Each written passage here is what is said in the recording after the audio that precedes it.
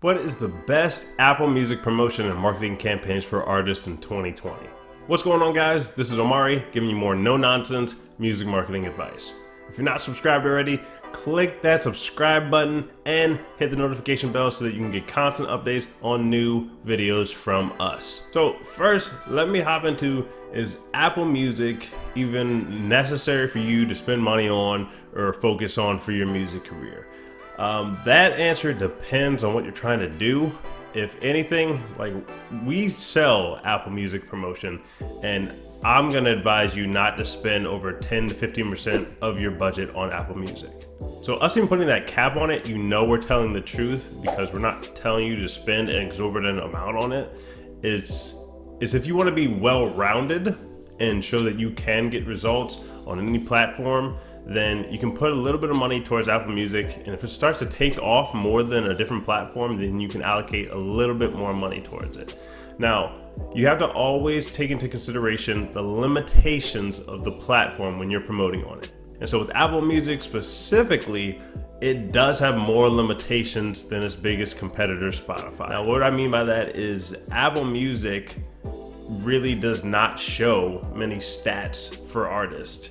Even when you go into the Apple Music for Artists dashboard, it shows less stats than your Spotify for Artists dashboard. So for instance, you cannot see any playlist you're on outside of official Apple Music playlists or any of the ones owned by the bigger labels such as Topsify or Digster or one of those. So other than that, or Filter. Other than those, you can't even see the playlist that you're on inside of Apple Music. Now, they might change this in the future, hopefully they do. Whereas on Spotify, you guys probably already know, on Spotify for Artists, you can see the playlists that you're on, even if they're independent playlists. So on Apple Music, there's this anonymity where it's kind of like they'd be embarrassed if they had as many stats shown as Spotify did, because they just don't have the customer base that Spotify has. They have about maybe 1/5 or 1/6 of the customer base that Spotify has, so they don't even show follower counts for their own playlist on Apple Music. Given all of these considerations, when you're picking a service for Apple Music, you need to look at the language that the promoter is guaranteeing for that service. So if somebody can say that I'm gonna get you a guaranteed 10,000 plays on Apple Music, that one is a whole lot harder to guarantee than even doing that for Spotify. For Spotify, at least somebody with a reasonable price that they're giving, like, they should be charging a pretty good amount if they're gonna be trying to guarantee you plays, because that means that they're gonna keep working on it. If they're doing organic and real plays, all that means is that they'd keep working on it until they got you that amount of streams.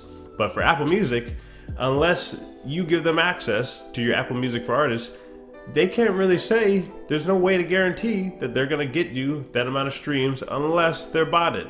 So at best, what somebody could do is give you a range, maybe of what they've seen from previous results, just like we recommend if you're choosing a Spotify service, that you see a range of what people give from previous results. But for Apple Music, that range is probably even harder to nail down. So in short, if somebody's guaranteeing you this many streams on Apple Music, probably not a good idea to go with that service. So for our service, the way we have it organized is that we give preference to independent lists that we know are running ads for that list. Because like I said, given all those other factors, it's hard to even tell how much traffic a list is getting because you can't see the followers. So the only sure way that we know that at least people might be checking out this list is if that list is getting advertisements from Facebook or Instagram ads or something like that. And even so, when people are running ads on Facebook and Instagram, you can try to target people who may be interested in Apple Music, but like I said, since their fan base is 1/6 the size of Spotify, a lot of those people who might even be possibly interested in Apple Music would probably have Spotify on their phones as well. So given all these restrictions, this is why we say, no more than like 10 to 15% going towards Apple Music.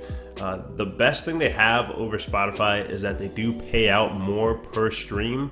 But if you watch any of our other videos, you know that as an independent artist, you are not supposed to be trying to make the bulk of your revenue from streaming. You're supposed to be trying to make the bulk of your revenue from your own products, your own show tickets, the things you control the prices on. That's what you want to make the bulk of your revenue from. And so a lot of artists, they might even make more money from sync licensing, which you don't control the price of, but that's even a better route to go than trying to get all of your revenue from streaming. So given that Apple Music does have a slightly higher payout, maybe that's why you go and try to get more traffic there. That's why you have that 10 to 15% of your budget towards it. But we really wouldn't recommend more than that going towards Apple Music. And so these are some things that you can look out for when you're trying to decide which Apple Music promotion to go for. If you want to check out our service, just click the link somewhere in or around this video and it'll take you there. There's a bunch of FAQs listed there as well to give more details on the service. But that's all we got for this video, guys. So click that subscribe button and hit the notification bell so you can get constant updates on new episodes from us. And also share this video with another musician so that they can get help too. We'll catch you guys in the next video.